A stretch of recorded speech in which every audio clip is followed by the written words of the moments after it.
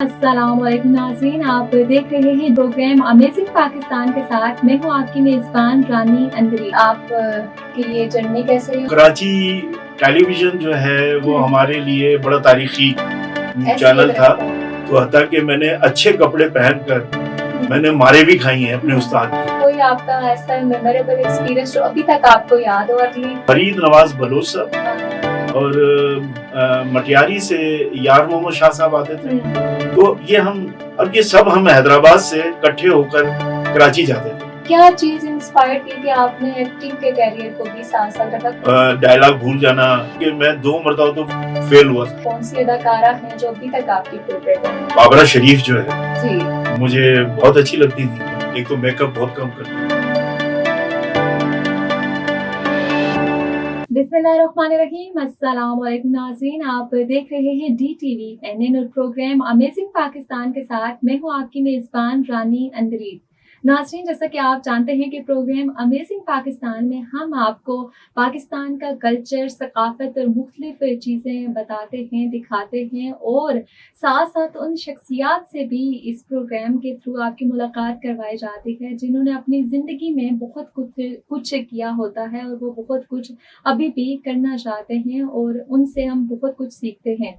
जी हाँ, बिल्कुल, आज भी हमारे साथ हमारे स्टूडियोज़ में ऐसी ही एक शख्सियत मौजूद हैं जो किसी तारुफ़ के मोहताज नहीं हैं। फिर भी मैं उनके बारे में बताती चलूँ कि 5 दहाइयों से वो शोबिज़ इंडस्ट्री से मुंसलिक हैं और ना सिर्फ़ पाकिस्तान टेलीविज़न से उनका ताल्लुक़ है, बल्कि पाकिस्तान फ़िल्म इंडस्ट्री से भी उनका ताल्लुक़ है और साथ ही साथ रेडियो से भी वो मुंसलिक रह चुके हैं। और क्या काम उन्होंने जो अपनी इस ज़िंदगी में नहीं किया, अगर मैं ज़िक्र करती चलूँ तो यकीनन जो पुराने नाज़रीन होंगे यहाँ देखने वाले, बड़ा ही मशहूर ड्रामा खुदा की बस्ती से उनका सफ़र शुरू हुआ एज़ एन चाइल्ड आर्टिस्ट और अब माशाअल्लाह उन्होंने बहुत सी फ़िल्में डायरेक्ट की, बहुत से ड्रामों में काम किया, अदाकारी की और इसके साथ-साथ वो एक सीनियर कैमरामैन भी हैं और बहुत से चेहरों को जो है और बहुत से ड्रामों को, बहुत से फ़नकारों को अपने कैमरे की आँख से भी उन्होंने देखा। जी हाँ, आज हमारे साथ हमारे स्टूडियो में मौजूद हैं लतीफ़ शेख साहब और आइए अब उनसे बात करते हैं और जानते हैं कि वो अपनी ज़िंदगी का ये जो खूबसूरत सी जर्नी है, वो कैसे उन्होंने गुज़ारी और किस तरह यहाँ तक पहुँचे। अस्सलाम वालेकुम। वालेकुम सलाम। सर, कैसे हैं आप? मैं बिल्कुल ठीक-ठाक हूँ और देसी टीवी यूएसए का शुक्रिया अदा करता हूँ कि उन्होंने मुझे इनवाइट किया और माशाल्लाह आपने जो अल्फाज का ज़ख़ीरा मुझ पर निछावर किया है तो मुझे बड़ी खुशी हुई है इस बात की। तो मैं अपने उसी उसमें विज़न में चला गया। बिल्कुल। जब मैं सीखा करता था या जब हम वो टाइम निकाल के हम टंडू मोहम्मद खान से हैदराबाद आते थे, हैदराबाद से फिर कराची जाते थे। तो कराची टेलीविज़न जो है वो हमारे लिए बड़ा तारीखी चैनल था क्योंकि वो दौर जो है 1973 की मैं बात कर रहा हूँ। तो यकीन करें आपके ट्रांसपोर्ट में भी बड़ी हमें मुश्किलात होती थी। लेकिन मैंने सबसे पहले तो टंडू खान से हैदराबाद का जो सफ़र है जी, जी। वो मैंने हैदराबाद रेडियो से शुरू किया। ठीक हो गया। हैदराबाद रेडियो में अब्दुल्ला कबड़ो साहब ने मुझे मुतारिफ कराया। जी, जी। और मेरा जब ऑडिशन हुआ तो रानी साहिबा मैं ये आपको बता रहा हूँ कि मैं 2 मरतबा तो फेल हुआ था बिल्कुल। ऑडिशन में। और ऑडिशन लेने वाले कौन थे? डायरेक्टर रेडियो थे ज़ेड बुखारी साहब। ठीक है। बहुत बड़ा नाम। जी, जी, बिल्कुल। और उनके आवाज़ से लोग कँप-कँपाते थे और उनको देखते हुए उनसे बातचीत करना भी बहुत मुश्किल हो जाता था। एग्ज़ैक्टली। ये मैं उस दौर की बात बता रहा हूँ आपको। तो जब फर्स्ट टाइम मैं गया माइक पे तो मुझे पेपर दे दिया गया। तो मैंने जब पढ़ना शुरू किया तो मेरे हाथ जो हैं वो काफ़ी लरज़ रहे थे। बिल्कुल। अच्छा ये वो दौर ये 1973 और मतलब तो अच्छा शख्सियात के ऊपर भी बड़ा डिपेंड करता है। तो आने से पहले माइक के पास आने से पहले उनके बारे में जो तारीफ के जो बताया गया तो वो एक अंदर जो है डर तारी आ गया। कर लेता है इंसान अपने ऊपर, बिल्कुल। तो वो तारी इसलिए किया गया कि हमारे मतलब वहाँ पे टंडो खान में तो ऐसी कोई ऐसा रेडियो था नहीं। जी जी। तो बहरहाल वो जब सिलसिला आपका स्टार्ट हुआ। स्टार्ट तो सर अपनी इब्तिदाई जिंदगी के बारे में आप बताइए कि आप की ये जर्नी कैसे रही, स्टडीज का कुछ बताइए कि स्टडीज कहाँ से आपने की। स्टडीज तालपुर कॉलेज था टंडो खान में, और एक हमारा जदीद मिडिल स्कूल था, और एक इस्लामिया प्राइमरी स्कूल था। तो ये सारी एजुकेशन मैंने इंटर तक मैंने वहीं हासिल की। फिर उसके बाद प्राइवेटली मैंने जो ग्रेजुएशन वो सिंध यूनिवर्सिटी जामशोरों से किया। ठीक हो गया। और इस तरह करके तालीम भी चलती रही और जारी रखी। और फिर फोटोग्राफी के अंदर ये उस दौर की बात मैं आपको बता रहा हूँ जब भुट्टो साहब ने ये शनाख्ती कार्ड का इजरा किया था। जी जी। तो वो फिर हमारी फोटोग्राफी जो है ब्लैक एंड व्हाइट दौर की फोटोग्राफी थी, तो वो हम करते थे और रश इतना होता था स्टूडियोज के ऊपर कि हमने फिर खूब पैसा कमाया। यानी कि एक हजार लोगों की तस्वीरें उतार के और जनाब अली हम धो के और बना के दे दिया करते थे। तो वो दौर था। ठीक हो गया। फिर उसी में से टाइम निकाल के हम कराची जाया करते थे। तो कराची में क्योंकि अब्दुल हक अबड़ो साहब की वजह से मेरी दोस्ती जो है मंजूर कुरैशी साहब, अब ये जो मैं नाम ले रहा हूँ ये बहुत मशहूर नाम है, बिल्कुल ऐसा ही फरीद नवाज बलोच साहब, और मटियारी से यार मोहम्मद शाह साहब आते थे। तो ये हम एक शाह साहब भी थे, अमजद अली शाह साहब। जी जी। अब ये सब हम हैदराबाद से इकट्ठे होकर कराची जाते थे। ठीक हो गया। और कराची टेलीविजन पे मंजूर भाई जो है प्रोड्यूसर बन चुके थे। ऐसा ही है। तो प्रोड्यूसर वो एक्टिंग भी किया करते थे, वो काफी पहले उनका सिलसिला किरण कहानी में वो एक्टर थे, एज एन एक्टर। तो माशाल्लाह वो तो पूरा एक स्कूल है। तो जब ये हमारा वहाँ जाना शुरू हुआ तो फिर ये समझिए कि वहाँ पे हमारी हाजिरियां लगना शुरू हो गई। तो ये खुदा की बस्ती जो है ये जब पहले शूट हो रहा था तो उसमें जफर साहब का एक्सीडेंट हो गया था, जो नौशा का रोल कर रहे थे। अच्छा, जब वो एक्सीडेंट हो गया, उनकी डेथ हो गई, तो फिर बहरोज सब्जारी आए। तो बहरोज आए तो उस पोर्शन में मैं फिर हमें जी एंट्री हुई। तो हमें एक लाइन का मिल जाना, कहाँ टंडोमोद खान, कहाँ हैदराबाद, और फिर हमें वहाँ पे लाइन का बड़ी कास्ट के साथ, इतनी बड़ी कास्ट के साथ, तो वो मिलना और फिर खुश होना, फिर हम खुशी खुशी वापस आते थे।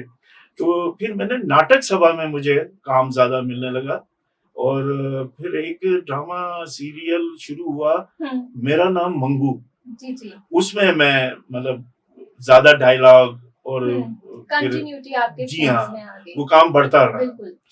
लेकिन मैं क्योंकि कैमरामैन था, फोटोग्राफर था, तो मेरी जो फील्ड थी, मैंने जो चूज की थी फील्ड के एक्टिंग भी की जाए और साथ में बड़ा कैमरा भी इस्तेमाल किया जाए। तो वो फिर मेरे एक अंकल थे लई कुरैशी साहब, वो एक फिल्मी पर्चा निकलता था चमनिस्तान वीकली कराची से, तो निगार वीकली, नूरजहां, पहले के दौर के मैगजीन्स, जी हाँ फिल्मी मैगजीन निकलते थे, रूमान, सईद अमरत साहब वो निकालते थे। तो इन सब के साथ बैठ के बड़ा कंपनी रहती थी।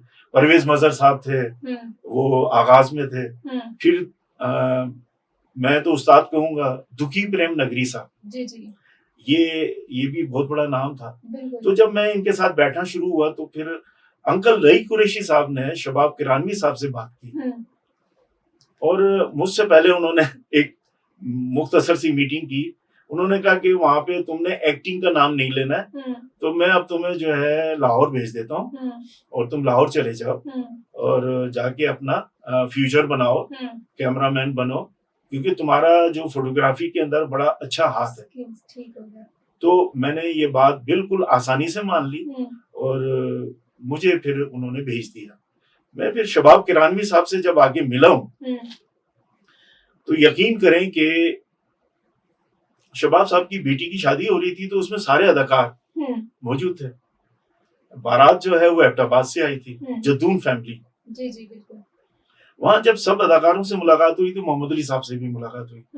तो मोहम्मद अली साहब के जो भांजे हैं टंडो साईंदाद, मैं पीर हनीफ जान के बेटे मुनीब जान, वो मेरे क्लास फेलो थे। तो मैंने वहाँ उनका बेनिफिट उठाया। तो मोहम्मद अली साहब को जब मैंने बताया तो उन्होंने कहा कि बच्चे लतीफ, तुम्हें जो भी यहाँ पे मुश्किल आए तो मुझसे जरा पता कर लेना और मैं उसको आसान कर दूंगा। तो शबाब साहब से स्पेशली अली साहब ने मेरा एक तारुफ करा दिया। उससे ये हुआ कि शबाब स्टूडियो में मैं असिस्टेंट कैमरामैन के तौर पे अपॉइंट हो गया। ठीक हो गया। तो ये तो आपका कैमरामैन का सफर था, तो यहाँ तक आप कैमरामैन के तौर पर टंडो से होते हुए आप लाहौर तक का ये सफर किया, तो क्या चीज इंस्पायर की कि आपने एक्टिंग के कैरियर को भी साथ साथ रखा? किस एक्टर से अच्छा, इंस्पायर इसमें आपने अच्छा सवाल किया। इसमें देखें, एक्टिंग तो साथ साथ चल रही थी। मैं कैमरामैनी और एक्टिंग, मैं दोनों को एक ही चीज मानता। शख्सियत मतलब फर्क ये होता है कि वो कैमरे के पीछे होता है और एक्टर जो है कैमरे के आगे होता है। अच्छा, अब अदाकार जो होता है ना, एक्टर जो होता है, उसको कैमरे के पीछे की भी चीजों को याद रखना चाहिए। मैं अब ये एकेडमिक बात कर रहा हूँ, जो कि नहीं करते। बिल्कुल ऐसा ही है। और वो आगे कैमरे के सामने आगे बैठ जाते हैं सिफारिशों के जरिए, और ये वो जो मैंने, यानी कि अब मैं वो बात कर रहा हूँ जो मैं देखता चला आया, जो कमजोरियां, तो वो आके जनाब अली एक सीरियल, एक फिल्म या दो फिल्म या तीन फिल्म या दो ड्रामे करके तो सीखते थे। ये मैंने खुद देखा। डायलॉग भूल जाना, कैमरे की उनको वो सेंस नहीं होती थी। फिर कैमरे के जो लेंसेज होते हैं, क्लोजअप वर्क में अलग लेंस होता है, वो 50 का लेंस लगता है, मतलब 85 का भी लेंस लगता है, 100 का भी लेंस लगता है क्लोजअप वर्क में। और अच्छा, ये वो दौर वापस आ गया है जो आज का दौर है। इसी दौर के अंदर मैं एसोसिएट कैमरामैन था फिल्म इंडस्ट्री। तो हमारे भी मैनुअल कैमरों पे काम होता था। तो जब मैं शबाब स्टूडियो में मेरी ड्यूटियां लगी तो मुझे इतनी खुशी होती थी कि जो मैंने सोचा हुआ था कि मैंने बड़ा कैमरामैन बनना है, मैंने फिल्मों का कैमरामैन बनना है, लेकिन वो साथ साथ जो एक्टिंग वाला जो भूत था उसको मैंने थोड़ा सा साइड पे रख दिया, क्योंकि एक चीज को तो साइड पे रखना था। तो बड़े बड़े डायरेक्टर्स वो आके डायरेक्शन दे रहे हैं, बड़े बड़े अदाकार, फिल्मों के अदाकार जिनको हम बड़ी स्क्रीन पे देखा करते थे, तो वो एक साल तो मेरा जो है वो देखने दिखाने में लग गया। और मैं उस, क्योंकि ये जिंदगी जो है ना शोबिस की, ये रानी साहिबा, ये बिल्कुल ही डिफरेंट है। ये दुनिया है, फिल्मी दुनिया का नाम दिया जाता था इसको।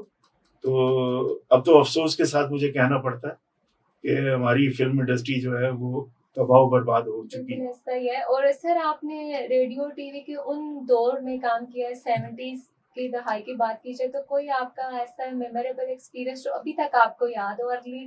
मैंने नाटक सभा के सिंधी ड्रामे किए। अच्छा, उस वक्त एजुकेशन में मैंने सिंधी बाकायदा पढ़ी, सब्जेक्ट होता था हमारा कंपलसरी कि हमने उर्दू भी पढ़नी है, सिंधी भी पढ़नी है। तो हाँ जी, हाँ, तो वो सिंधी में मुझे फिर अल्फाजों का जो है ना, बड़े मुश्किल 5-6 अल्फाज ऐसे हैं जो बड़े मुश्किल होते हैं। तो वो मुझे मंजूर कुरैशी साहब जो हैं, उन्होंने मुझे बाकायदा मेरा ऑडिशन लिया और फिर उन्होंने कहा पहले ये प्रैक्टिस करो, तो फिर उसके बाद मैं तुम्हें काम दूंगा, ऐसे नहीं। यानी कि एक एक लफ्ज के ऊपर बाकायदा तौर पे सीखना पड़ता था। अब तो जो आया बस कह दिया और उर्दू का सत्यानाश करते चले जा रहे हैं। मतलब करेक्टर कुछ होता है, उर्दू जब वो बोल रहा होता है तो पता ये चलता है ये तो इसका तो केपीके से ताल्लुक है, और करेक्टर उर्दू का होता है। तो वो बाकायदा मुझे सीखना पड़ा। और ये सुल्ताना आपा जो है, सुल्ताना सिद्दीकी साहिबा भी प्रोड्यूसर थी। तो ये नाटक सभा के ड्रामे हुआ करते थे 25-25 मिनट के। तो वो हमने काफी ड्रामे किए और वहां फिर हमें कैमरे की सेंस भी आई और डायरेक्शन का भी पता चला। और जनाब मैंने शोएब मंसूर साहब ने वहां पे ऑडिशन रखे थे कराची में 50-50 के, मैंने उनको भी क्लियर किया। तो सर, ये सारी चीजें हो रही थी साथ, और फिर आप थोड़ा डायरेक्शन में भी आ गए, तो कैसे इन सब चीजों को हैंडल कर रहे हैं और अच्छा, किस तरह आप इनको लेके साथ चल रहे हैं? ये डायरेक्शन वाली जो आपने बात पूछी है, ये तो जब मैं फिल्म इंडस्ट्री में आ गया, उसके बाद जो है, क्योंकि मैं बड़े-बड़े डायरेक्टर्स शरीफ नैयर साहब, बिल्कुल। जफर शबाब और जनाब हसनैन हो गए और जावेद फाजिल साहब हो गए, बिल्कुल। मैंने उनकी भी फिल्म की, वो आगे चल के मैं फिर आपको बताऊंगा। जी, जी। और अल्ताफ हुसैन साहब, जी, जी। और काफी ये वो डायरेक्टर्स। नाम है जो मतलब आजकल के मेरे जैसे जो आज के इस दौर के लोग हैं जी, वो जी। शायद कम ही जानते हो, लेकिन उस वक्त की एक फिल्म इंडस्ट्री क्रीम का होती थी। पाकिस्तान का एक नाम हुआ करता जी था। हाँ, जी हाँ। तो आज सर आप क्या देख रहे हैं कि क्या current state of Pakistani entertainment industry and where do you see it के क्या होगा इसका हाल? देखिए, मैं जब लाहौर फिल्म इंडस्ट्री में था तो मैं क्योंकि ग्रेजुएशन करके मैं आया था, जी। तो मैंने देखा कि जो हमारे टेक्निकल स्टाफ के लोग होते थे, वो कम तालीम याफ्ता होते थे। और कम तालीम याफ्ता होने का सबब ये होता था कि वो एक माहौल क्रिएट हो चुका था कि अपने ऊपर अपने आप को ठीक नहीं रखना, संवार के नहीं रखना, बस मतलब जो आया पहन लिया और जनाब अली आ गए। तो मैं उनकी मुखालफत में था। जी, जी। मैं क्योंकि कपड़े अच्छे पहन के जाता था और मैं ड्रेसअप होके जाता था, तो हता कि मैंने अच्छे कपड़े पहनकर मैंने मारे भी खाई हैं अपने उस्ताद की। तो मुझे जो शबाब स्टूडियो में मेरे जो उस्ताद बने, रियाज बुखारी साहब, टॉप के कैमरामैन थे, उस वक्त काफी फिल्में कर रहे थे। ये फैसल बुखारी के वालिद हैं। ठीक हो गया। और जाफर शाह बुखारी के भाई।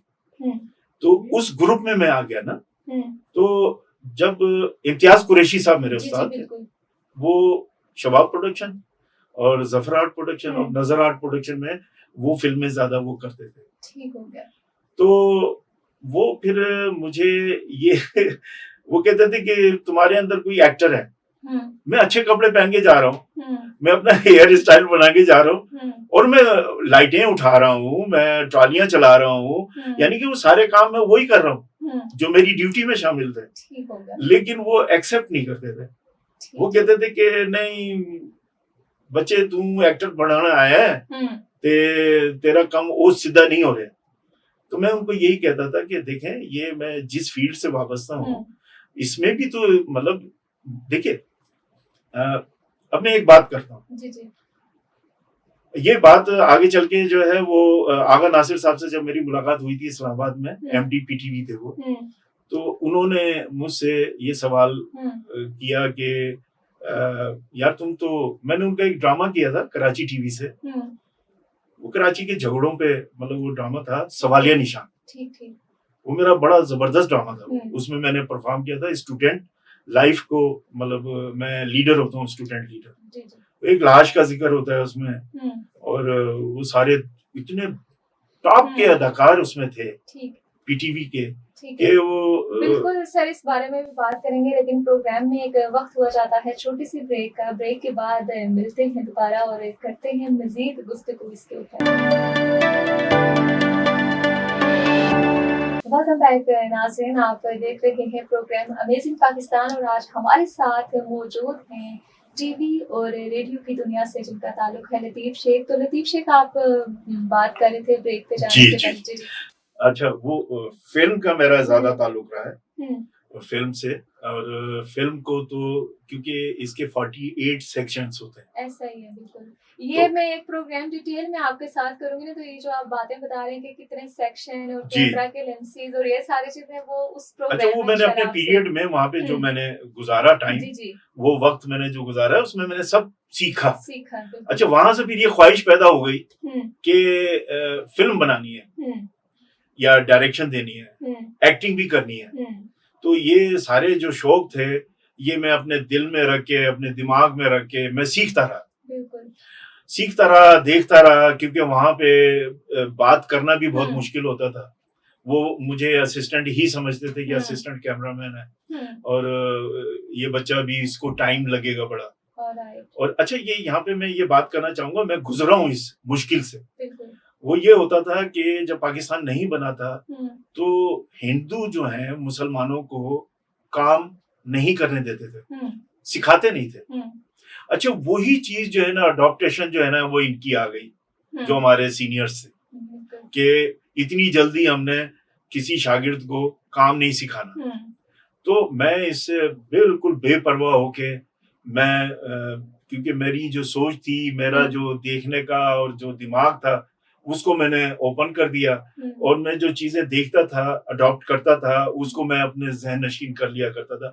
आज भी वो सारी चीजें याद है जो मैंने सीखी है, यानी कि फोकस एक्सपर्ट, कैमरे की ट्रॉलियां, और डायरेक्शन का भी मतलब कैसे, क्योंकि फिल्म का एक शॉट लिया जाता है तो उसमें मार्जिन मिल जाता है डायलॉग याद करने का भी, और के 2-2, 3-3 डायलॉग के शॉट्स होते हैं, तो उसमें बड़ा मार्जिन होता है। बिल्कुल। और आज जो आपने बातें बताई हैं हमारे प्रोग्राम के बिहाइंड द सीन, हमारे कैमरामैन्स के लिए भी बड़ी फायदेमंद होंगी। तो सर, आपने इतने लेजेंडरी अदाकारों के साथ और फनकारों के साथ काम किया है, तो आप थोड़ा सा हम लाइटली लेके चलते हैं इस प्रोग्राम को। जी जी। तो क्योंकि आपकी शख्सियत ऐसी है ना कि वो सारे थोड़ा सा देखते हैं, तो हम थोड़ा अपने प्रोग्राम के ना डिफरेंट स्टाइल में पूछते भी है कि कौन सा अदाकार है जो आपका फेवरेट है और कौन सी अदाकारा है जो अभी तक आपकी फेवरेट है? मैंने एक फिल्म की थी गिरेबान, तो गिरेबान में थ्रू आउट मेरा कैरेक्टर था। जी जी। उसमें बाबरा शरीफ जो है जी, मुझे बहुत अच्छी लगती थी। वो माशाल्लाह, मतलब एक तो मेकअप बहुत कम करती थी और स्पेशली आपने मुझे देख के ऐसे कहा है, मुझे फील हो रहा है मेरे ज्यादा मेकअप नहीं, वो वहाँ पे जितनी भी अदाकाराएं थी ना, और खास तौर पे पंजाबी फिल्मों की जो अदाकाराएं थी, तो उनके ऊपर जो है वो मैं आपको क्या बताऊं कि वो भरा ही रहता था मेकअप से ना। तो क्योंकि हमारे जो सिनेमाटो लेंस जो थे, वो उसमें मतलब मेकअप में झुर्रियां आ रही हैं तो उनको छुपाना जरूरी होता था।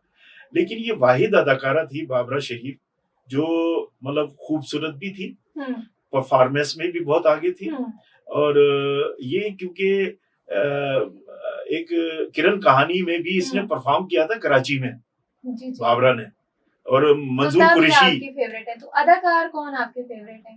अदाकार मोहम्मद अली साहब हैं। मोहम्मद अली साहब। जी हाँ, मोहम्मद अली साहब को तो हम देखते भी थे एक्टिंग करते हुए। कोई 4-5 फिल्में ऐसी थी जिसमें अली साहब एक्ट कर रहे थे, उसमें मुझे मार पड़ी। ठीक हो गया। अच्छा, आपने उनको एक्टिंग, यानी कि मैं देख रहा होता था तो मैंने कैमरा भी ऑन ऑफ करना होता था, मैंने ट्रॉली चलानी होती थी, तो वो कैमरा बंद करना मैं भूल जाता था, तो उस पर फिर मेरे उस्ताद जो हैं वो मेरी धुनाई करते थे। और आज वही डांट मेरे ख्याल से आपके काम आ रही है और आपने इतना कुछ आगे जिंदगी में अचीव किया।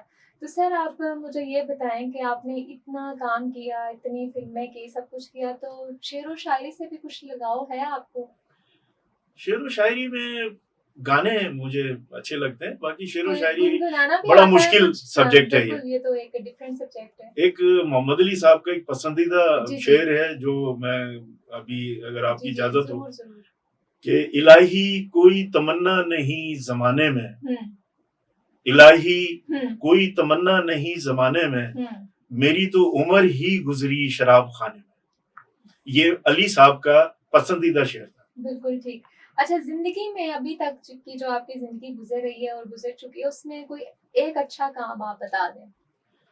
अच्छा काम मैंने जब मैं इस्लामाबाद आया, देखिए इसमें बहुत सारे वाकयात ऐसे हैं, मुझे सिर्फ एक, क्योंकि आपके पास टाइम की कमी है। तो लहरी साहब का शो मैंने किया था इस्लामाबाद, और उसमें कई अदाकार जो कॉमेडी से ताल्लुक रखते थे, मिजाहिया अदाकारी किया करते थे, तो वो भी शरीक हुए। मोहम्मद अली साहब स्पेशली जो है लाहौर से आए थे, और वो मैंने तमगा हुस्न कारकर्दगी मिला था लहरी साहब को, तो वो मेरे पास ही आके ठहरते थे।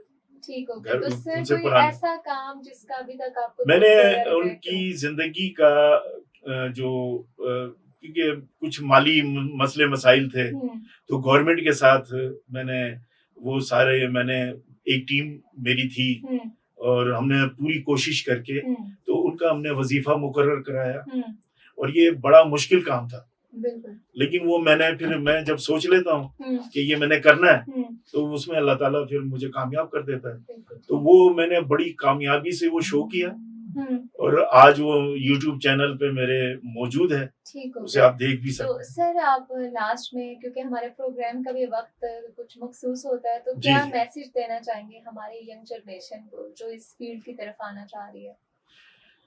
देखिए, यंग जो जनरेशन है ना, इस वक़्त जो ड्रामा बन रहा है बिल्कुल। और जो फ़िल्में बन रही हैं। हुँ। अच्छा, जो ड्रामे के आर्टिस्ट हैं, वो फ़िल्मों की तरफ आ गए हैं। अच्छा, वही प्रोड्यूसर बन गए हैं, वही डायरेक्टर बन गए हैं ऑलराइट। और मतलब वो फ़िल्म बना रहे हैं, जबकि वो फ़िल्म नहीं बन रही। वो क्योंकि एक शो चलती है तो वो वापस चली जाती है। वो घर में बैठ के देख रहे होते हैं, छोटे थिएटर के ऊपर। तो ये इस वजह से हो रहा है कि फ़िल्म, बड़ा स्क्रीन, वो एक अलग टीम होती है। उसे मैंने बाकायदा सीखा है। तो मेरी एक ख्वाहिश यही है कि मैं एक कामयाब तरीन फ़िल्म बनाऊँ और ये आज मैं आपके चैनल से ये मैं आपको बता रहा हूँ कि ये मैं कमिट कर रहा हूँ कि जब भी मैं फ़िल्म बनाऊँगा, वो सुपर हिट फ़िल्म होगी।